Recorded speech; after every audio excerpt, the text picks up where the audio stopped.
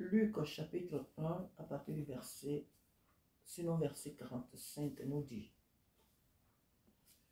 Heureuse celle qui a cru, parce que les choses qui lui ont été dites de la part du Seigneur auront leur accomplissement. Amen. Heureux celle ou celui qui a cru.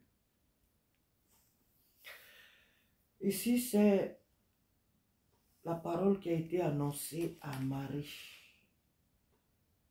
Alléluia. Visite de Marie à Élisabeth. Et la Bible nous dit que Marie, plutôt que Marie, lorsque, on va tout lire pour mieux comprendre même d'ailleurs, il dit: dans ce même temps, Marie se rendit et s'en alla en hâte vers les montagnes dans une ville de Juda. Elle entra dans la maison de Zacharie et salua Élisabeth. Donc, c'est la conversation des deux femmes. Amen. Et donc, elle entra dans la maison de Zacharie et salua Élisabeth. Dès qu'Élisabeth entendit la salutation de Marie, son enfant tressaillit dans son sein et elle fut remplie du Saint-Esprit.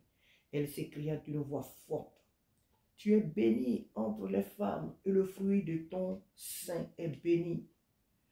Comment n'est-il accordé que la mère de mon Seigneur vienne auprès de moi? Car voici, aussitôt que la voix de ta salutation a frappé mon oreille, l'enfant a tressailli d'allégresse dans mon sein. Heureuse celle qui a cru, parce que les choses qui lui ont été dites de la part du Seigneur auront leur accomplissement. C'est Élisabeth ici qui parle à sa cousine Marie, remplie du Saint-Esprit.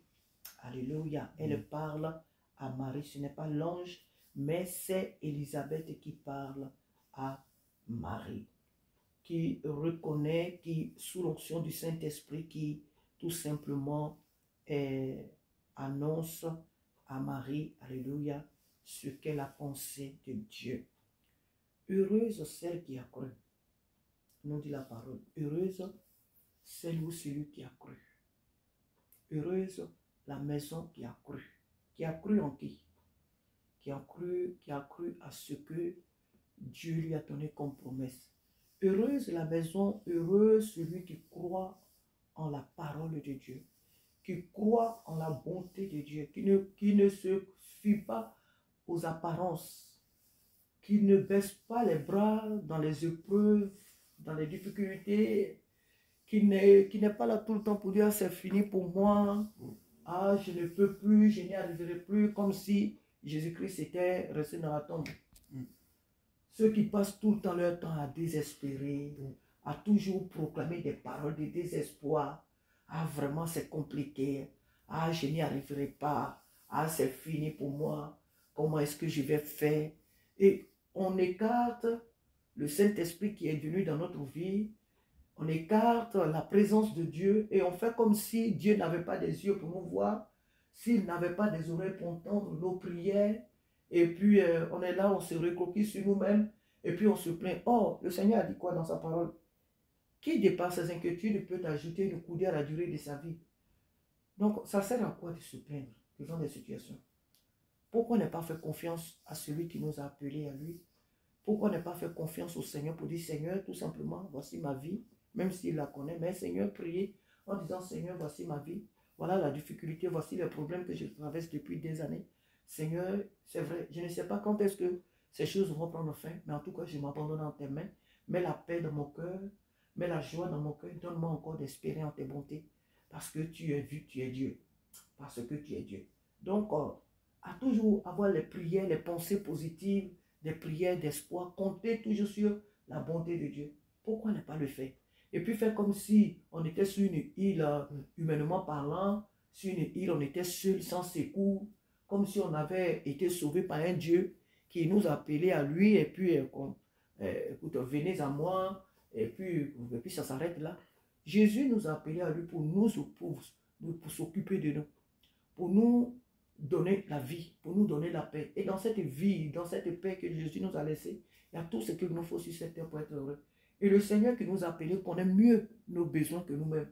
Il connaît mieux nos besoins. Le Seigneur connaît nos besoins plus qu'on ne peut l'imaginer. Dieu connaît. Il y a des choses qu'on n'a pas demandé à Dieu et puis il nous les donne.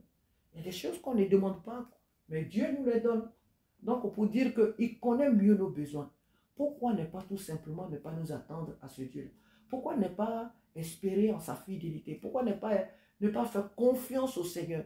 Il est en nous, il est avec nous. Pourquoi ne pas lui faire confiance? Il a dit, je suis avec vous jusqu'à la fin du monde. Il dit que votre cœur ne se trouble point. Croyez en Dieu et croyez en moi. Il dit, vermisseau de Jacob, ne crains rien, car je viens à ton secours. Je suis l'Éternel, ton Dieu. Ne crains rien. Dieu nous l'a dit dans Ésaïe.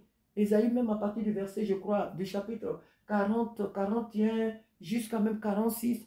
Le Seigneur ne fait que répéter dans ces chapitres, ne crains rien, je suis avec toi. Je viens à ton secours, ne crains rien, ne crains rien. Donc, Dieu est avec nous, nous ne sommes pas seuls. On n'a pas à désespérer à cause d'une épreuve quelconque, des attaques. L'ennemi peut attaquer, mais qu'est-ce qu'il va faire? Ils n'y arriveront pas. Il faut que nous comprenions que toute la Bible, tous les enfants de Dieu dans la Bible, l'ennemi les a attaqués. D'une manière ou d'une autre, ils ont été attaqués. Joseph, bon, Moïse, je ne sais même pas par qui je vais commencer. Non. Notre père Adam, il a été attaqué. C'est vrai que le Seigneur l'a chassé de sa présence. Ils ont connu des moments difficiles. Mais il faut comprendre que Adam était roi. Adam était, je vais dire même le puissant de toute la terre. Adam avait tout. Dieu ne lui avait pas enlevé la richesse. Hein. Dieu ne lui avait pas enlevé les biens. Adam avait l'or, tout. Et il a vécu, lui et son épouse Ève ont vécu une vie heureuse. Même s'ils ont vécu des moments difficiles, mais ils ont vécu une vie vraiment heureuse jusqu'à la fin de leur vie. Donc pour commencer par Adam, jusqu'à l'ennemi attaque. Il a attaqué. Il attaque tous les hommes de Dieu. Mais quand il se remet entre les mains du Seigneur, il compte sur la grâce de Dieu. Dieu les secoue toujours. On voit même l'histoire de Job. Job a été attaqué par l'ennemi. Mais la Bible nous dit quoi? Que les enfants de Job, là, ses filles, il n'y en avait pas de plus belle dans tout Israël. Et non seulement Job a eu, le Seigneur lui a redonné tous ses biens, mais il en a eu encore plus que ce qu'il avait autrefois. Il en a eu encore de plus beau que ce qu'il avait avant. Donc, les David, les Abraham, tout cela. L'ennemi attaque toujours les enfants de Dieu. Il les attaque. Mais le Seigneur les relève toujours. Dieu relève toujours ses enfants. Ceux qui meurent dans les épreuves, ça c'est le plan de Dieu. Nos frères, les apôtres qui ont été décapités, tout ça, ce n'est pas la victoire de Satan. C'est ce qu'ils pensent. Mais ce n'est pas une victoire. C'est Dieu qui a permis qu'ils soient décapités. Jésus, notre sauveur lui-même, il a été attaqué jusqu'à la croix. C'était sa volonté de mourir. Mais il a été jusqu'à la croix. Il a été enterré et il est ressuscité. Donc, ne pensons pas que parce qu'on est enfant de Dieu, les attaques, l'ennemi ne va plus nous attaquer. L'ennemi ne va plus nous faire ça. Mais attends, nous sommes en guerre. Nous sommes en guerre. Nous sommes en guerre. Ce qui se passe en Ukraine avec la Russie, là, nous, on fait le triple de ça. Nous, on fait le triple de cette guerre. Nous sommes en guerre contre un monde ténébreux, méchant. Donc, ne pensons pas qu'on est sauvé là. Donc, Jésus nous aime. Donc, la vie là, la vie est rose et puis on s'en va comme ça sans obstacle. On sera toujours confronté, tant qu'on est sur cette terre-là, nous serons confrontés à des épreuves, à des difficultés. L'ennemi va nous attaquer. Il va nous attaquer. Il n'a pas fait de oui, j'ai fermé ma maison par le sang de Jésus, donc l'ennemi n'entrera pas. Il n'entrera pas pour faire ce qu'il veut. Mais il faut penser, il faut savoir qu'il peut passer. Il ne va pas y demeurer, mais il va passer. Donc l'ennemi va attaquer tout le monde. Mais nous devons savoir que celui qui nous a appelés à lui, là, il ne nous a jamais abandonnés. Il ne nous laissera jamais à la merci de l'ennemi. Donc nous devons compter sur la bonté, la fidélité. Jésus a dit qu'il est avec nous. Il dit qu'il est là. Il dit qu'il ne nous abandonnera jamais. C'est d'abord la parole qu'il nous a laissée. Et maintenant, il y a bien d'autres promesses qui suivent. Il y a plein de promesses à travers sa parole qu'il nous a faites. Donc, heureuse celle qui a cru. Il faut d'abord croire. Il faut être heureux ou heureuse parce que tu as cru. Est-ce que nous avons cru en Jésus? Si nous avons cru en Jésus, alors soyons tranquilles. Soyons heureux, heureuses. Alléluia. Si nous croyons en Jésus-Christ, soyons heureux. Soyons tranquilles. Parce qu'il défendra toujours notre cause. Amen. Il dit parce que les choses qui lui ont été dites de la part du Seigneur auront leur accomplissement. Ça veut dire quoi? On revient maintenant à Habakkuk. Si la promesse est tarde, attends-la. Car elle s'accomplira. Certainement, elle s'accomplira. Certainement, elle va s'accomplir. Donc, attends la promesse. Nous, on est trop pressés. Hein? Dieu, ce qu'il a résolu de faire dans notre ville, il va le faire. Qu'il vente, qu'il neige, qu'il pleuve, je ne sais pas quoi. Ce que le Seigneur Dieu a résolu, il va le faire. Donc, attendons-nous au Seigneur. Que Dieu nous aide ce matin à espérer encore en ses promesses. Sa parole, celui qui nous a mis sur cette terre, celui qui détient en lui, entre ses mains, notre destinée. Faisons confiance au Seigneur. Il dit, heureuse celle qui a cru. Celle qui a cru. Celle qui a cru. Parce que les choses qui lui ont été dites de la part du Seigneur auront leur accomplissement. Que Dieu nous aide à espérer que, à savoir que tout ce qu'il nous a donné comme promesse, sa parole, elle va s'accomplir. Est-ce cette année 2025? Est-ce l'année 2026?